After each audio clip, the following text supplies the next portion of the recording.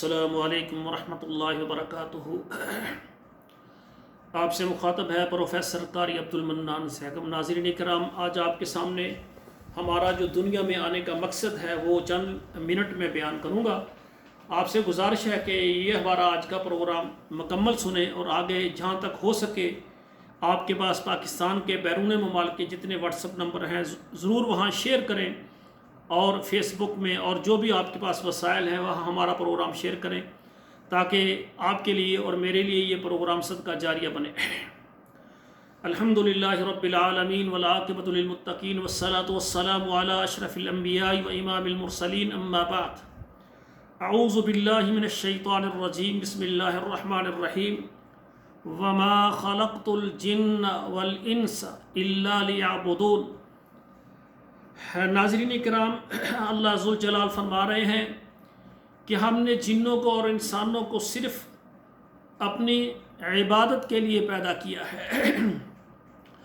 اور دوسری جگہ پر اللہ ذوالجلال فرما رہے ہیں وما من دابۃ فی الارض الا علی اللہ رزقها، کہ زمین کے اوپر جو بھی جاندار چیز چلنے والی ہے اس کے رزق کا ذمہ یہ اللہ نے لیا ہے۔ ناظرین کرام، اللہ ذوالجلال نے جتنی مخلوقات بنائی ہیں، پیدا کی ہیں، سب سے زیادہ اشرف، سب سے زیادہ جو ہے خوبصورت اور سب سے زیادہ مرتبے والا، شان والا جو اللہ نے بنایا ہے یہ انسان کو بنایا ہے۔ اشرف المخلوقات یہ انسان کو قرار اس لیے دیا ہے کہ اللہ ذوالجلال نے ہر مخلوق کو پیدا کرنے کے لیے کن کہا اور وہ مخلوق پیدا ہو گئی، بن گئی۔ لیکن جب انسان کی باری آئی، رب العالمین فرماتے ہیں خلقت بیدی، اللہ ذوالجلال نے اپنے ہاتھ سے انسان کے وجود کو بنایا، اس کا خمیر جو ہے مٹی سے اپنے ہاتھ سے بنایا ہے۔ تو اس لیے یہ ساری مخلوقوں سے زیادہ یہ اشرف ہے۔ اور اللہ ذوالجلال فرماتے ہیں کہ میں نے دو مخلوقیں، ایک انسانوں کو اور جنوں کو صرف اپنی عبادت کے لیے پیدا فرمایا ہے۔ میرے بھائیوں، صبح جاگتے وقت ہم دعا پڑھتے ہیں اور پھر رات سونے تک، سوتے وقت بھی دعا ہے۔ ہر معاملے میں ہم نے گھر سے نکلنا ہے دعا ہے، گھر میں داخل ہونا دعا ہے، بازار میں جانا ہے دعا ہے، گھر واپس لوٹنا ہے دعا ہے، مسجد میں جانا ہے اس کی دعا ہے، مسجد سے نکلنا ہے اس کی دعا ہے۔ صبح اٹھتے ہیں ہم قضاء حاجت کے لیے واش روم میں جاتے ہیں اس کی دعا ہے، نکلتے ہیں اس کے لیے دعا ہے۔ اور صبح جاگنے سے لے کر رات سونے تک آپ اگر اللہ اور اس کے نبی صلی اللہ علیہ وآلہ وسلم کی مرضی کے مطابق آپ گزارتے ہیں تو یہ سارا دن آپ کے لیے عبادت ہے۔ عشاء کی نماز پڑھ کے آپ سو جاتے ہیں، مسنون جو ہے دعا ہے وہ پڑھ کر آپ سو جاتے ہیں، صبح جب اٹھتے ہیں دعا پڑھتے ہیں، فجر کی نماز جماعت کے ساتھ ادا کرتے ہیں، ساری رات آپ سوتے ہیں، اللہ ذوالجلال آپ کو عبادت کا ثواب دیتے ہیں، کیونکہ آپ سنت کے مطابق سوئے ہیں، اٹھے ہیں تو آپ نے دعا پڑھی ہے اور فجر کی نماز آپ نے جماعت کے ساتھ ادا کی ہے۔ میرے بھائیوں، سب سے بڑی بات آپ سے کرنے لگا ہوں کہ ہم جہاں تک دیکھتے ہیں ہمارے بے شمار ایسے اعمال ہیں جن میں طریقہ ہم نے ذاتی بنایا ہوا ہے۔ ذاتی سے مراد ہے کہ ہمارے جو علماء ہیں وہ ذاتی طور پر ان کا کوئی ذاتی عمل ہوتا ہے، پھر اس کو لوگوں تک آگے بیان کرنا شروع کر دیتے ہیں اور اس پر رسول اللہ صلی اللہ علیہ وآلہ وسلم کے فرمان کی کوئی دلیل نہیں ہوتی اور اس پر اللہ ذوالجلال کے قرآن کی کوئی آیت نہیں ہوتی۔ میرے بھائیوں، ہم نے لا الہ الا اللہ محمد رسول اللہ پڑھا ہے کہ ہمارا خالق اللہ ذوالجلال ہے، اللہ نے ہمیں پیدا کیا ہے، ہماری ساری ضرورتیں، سارا نظام دنیا کا، کائنات کا صرف اکیلا اللہ چلا رہا ہے۔ محمد الرسول اللہ، محمد صلی اللہ علیہ وسلم اللہ کے رسول ہیں اور ہمارے نبی حضرت محمد صلی اللہ علیہ وسلم ہیں اور خاتم النبیین صلی اللہ علیہ وسلم آخری نبی ہیں اور ہم آخری امت ہیں۔ کنتم خیر امت اخرجت للناس تأمرون بالمعروف وتنہون عن المنکر۔ ناظرین کرام، ہمارا ہر عمل جو رسول اللہ صلی اللہ علیہ وآلہ وسلم ہمارے لیے طریقہ لے کر آئے اس کے مطابق ہونا چاہیے۔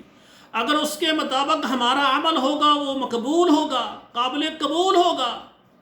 اپنی مرضی سے جتنے ہم مشقت کر دینے والے اعمال کریں گے لیکن طریقہ رسول اللہ کا نہیں ہے تو وہ ہمارا جو جتنا بھی ہم کہیں گے کہ یہ اچھا عمل ہے اللہ ذوالجلال کے ہاں اس کا کوئی اجر نہیں ہے، بلکہ وہ وبال جان بن جائے گا کہ ہم نے دین میں اضافہ کر دیا ہے۔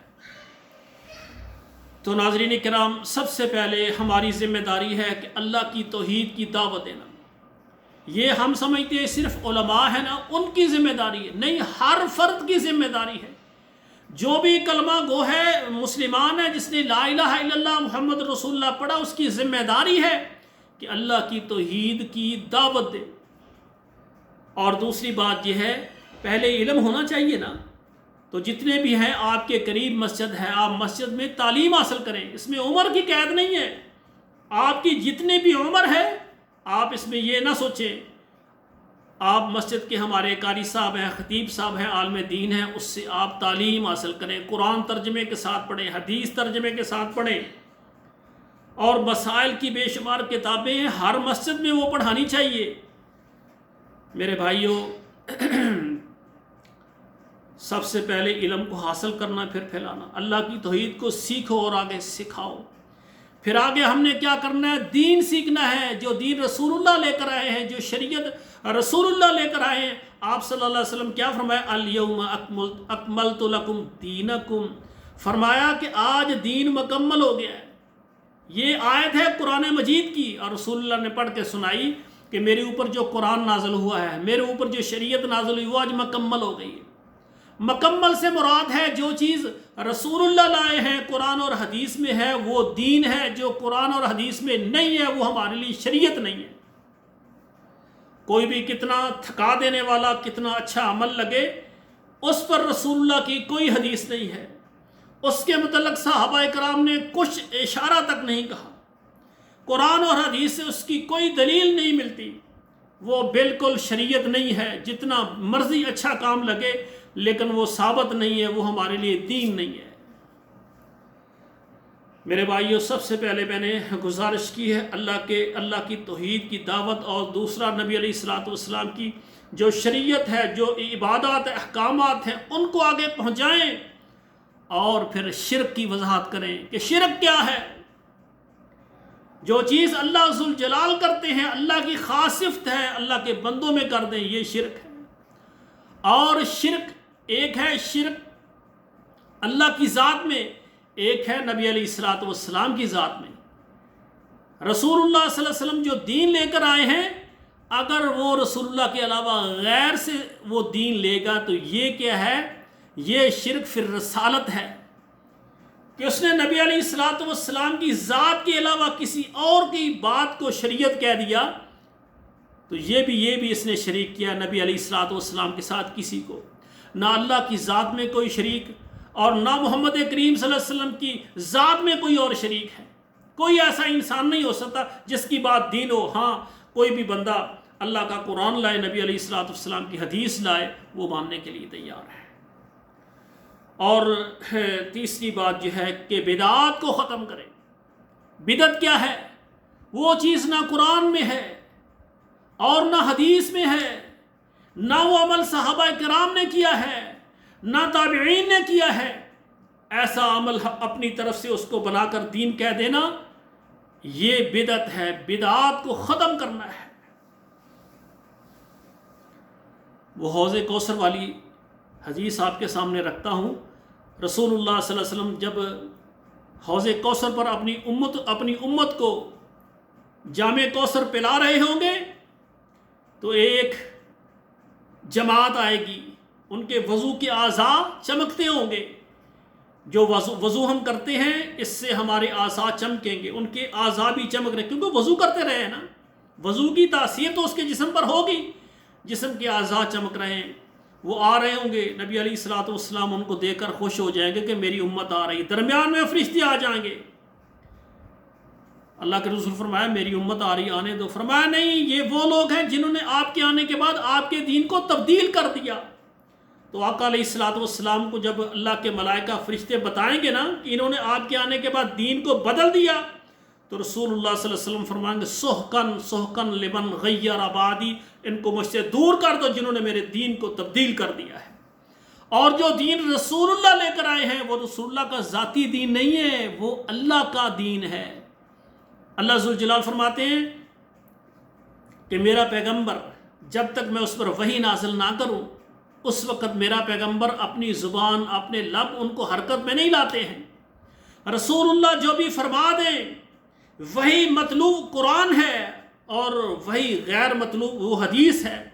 قرآن بھی اللہ کی طرف سے ہے اور حدیث بھی اللہ کی طرف سے ہے، زبان رسول اللہ کی ہے۔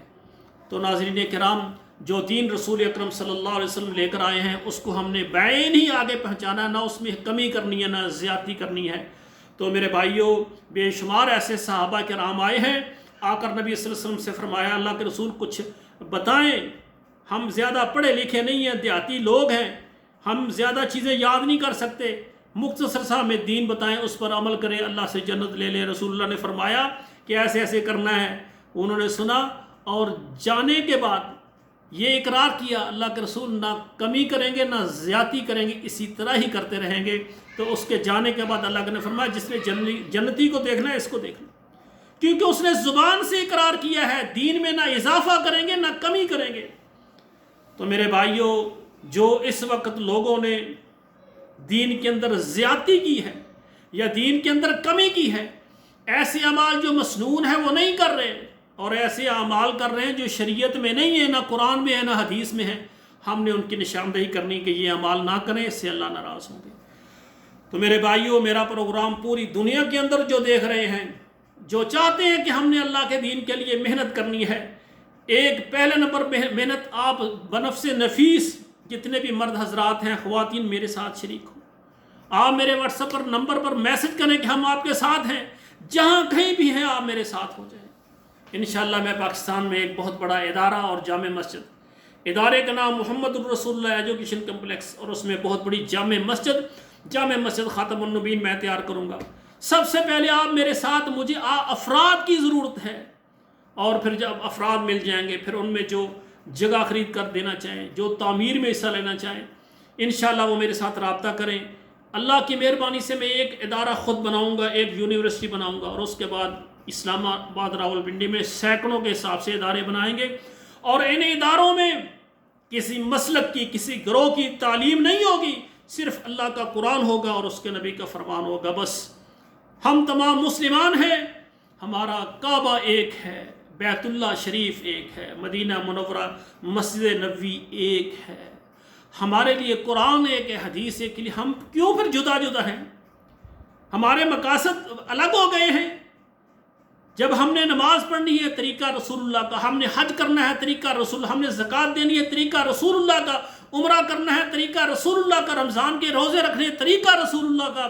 جب ہمارے مقصد سب کے ایک ہیں تو پھر ایک ہم کیوں نہیں ہیں؟ اس لیے ایک نہیں ہے کہ ہمارے مقاصد الگ الگ ہیں۔ اگر ہمارا سب کا ایک ہی مقصد ہے کہ ہم نے سیدھے راستے کے اوپر چل کے اللہ سے جنت حاصل کرنی ہے اور جہنم سے پناہ مانگنی ہے، تو میرے بھائی قرآن ہے اور حدیث، اس کو پوری امت کو ہم جمع کریں گے، اور اللہ کے دین کو غالب کرنے کے لیے ہم اپنے پاکستان میں نہیں، ہم انشاءاللہ پوری دنیا میں محنت کریں گے۔ جو خواتین و حضرات اس تڑپ میں ہیں کہ کوئی ایسا بندہ ہو جو صرف اللہ کے لیے یہ سارے کام کرے، فرقہ وریت کو ختم کرنے کے لیے محنت کرے، تو آؤ میں آپ کے سامنے ہوں۔ میرا نام قاری عبدالمنان سیگم ہے، پوری دنیا سے میرے واٹس ایپ نمبر پر رابطہ کریں۔ اگر کسی وقت میرا واٹس ایپ نمبر نہ چلے، نمبر بند ہو جاتا ہے یا کوئی مسئلہ، تو میرے چینل کے ڈسکرپشن میں جائیں، وہاں میرا نیا نمبر ہوگا انشاءاللہ تعالیٰ۔ اللہ کی مہربانی سے ہم جو بھی کریں گے صرف اللہ کی رضا کو لیے، ہماری نیت ہونی چاہیے، ہم نے اللہ کو راضی کرنا ہے، قرآن اور حدیث کی خدمت کر کے، اور دین مصطفیٰ کو آگے لے کر چلیں گے۔ اللہ ذوالجلال مجھے اور آپ کو، سننے والے سب مرد حضرات اور میری بیٹیوں بہنوں کو، سب کو اللہ ذوالجلال جو ہے اپنے دین کی دعوت اور تبلیغ کے لیے اللہ قبول فرمائے۔ ایسے مرد حضرات جن کو اللہ نے سینکڑوں کے حساب سے، سینکڑوں یعنی ان کے یعنی زمین ہے سینکڑوں ایکڑ، 400 ایکڑ ان کی زمین ہے، اگر 2-3 ایکڑ 4 ایکڑ آپ 5 ایکڑ اللہ کے دین کے لیے دیں گے، آپ کو فائدہ ہے۔ یہ زمین دنیا میں رہ جائے گی، جو اللہ کے لیے وقف کریں گے وہ اللہ کے پاس چلی جائے گی۔ اسی طرح ایسے مرد حضرات ہیں جن کے جناب 10-10 20 ان کے یعنی مکان بنے ہوئے، جن کے وہ کرائے لے رہے ہیں، ان کے 20-20 50 پلاٹ ہیں، جو وہ کاروبار میں لا رہے ہیں، تو آپ اپنے 3-4 پلاٹ 2-4 مکان اللہ کے لیے بھی وقف کریں. یہ دنیا کے مکان ادھر رہ جائیں گے، جو اللہ کے لیے وقف کریں گے جنت میں آپ کے گھر بن جائیں گے. اور اسی طرح ایسی میری بیٹیاں بہنیں جن کو اللہ تعالیٰ نے مال سے نوازا ہے، اور جن کو ماں باپ کی طرف سے، شوہر کی طرف سے اتنا مال ہے، سینکڑوں ایکڑ زمین ہے، اور 20 مکان بنے ہوئے، 20 پلاٹ ہیں، اور ماہوار لاکھوں کے حساب سے ان کی آمدن ہے، تو وہ جمع کر رہے ہیں. تو میری گزارش ہے ایسی بیٹیوں سے، ماؤں سے، بہنوں سے، آخرت کے لیے بھی کچھ کریں. کوئی 5-4 ایکڑ اللہ کے دین کے لیے وقف کر دیں، کو اس میں 2-3 مکان اللہ کے دین کو دیں، 2-4 پلاٹ اللہ کے دین کو دیں، اور یہ اللہ سے دعا کریں کہ یا اللہ یہ ہماری زمین قبول کر، اللہ جنت میں ہمیں کر دے. تو امید ہے انشاءاللہ تعالیٰ ایسے خواتین و حضرات جو اللہ کے دین کو غالب کرنے کے لیے مساجد اور مدارس کے لیے تعمیر میں اور جگہ میں حصہ لینا چاہیں، وہ میرے ساتھ رابطہ کریں. انشاءاللہ ہم مل کر اللہ کے دین کو غالب کرنے کے لیے محنت کریں گے. اقول قولی ھذا استغفر اللہ لی ولکم ولسائر المسلمین فاستغفروہ انہ هو الغفور الرحیم.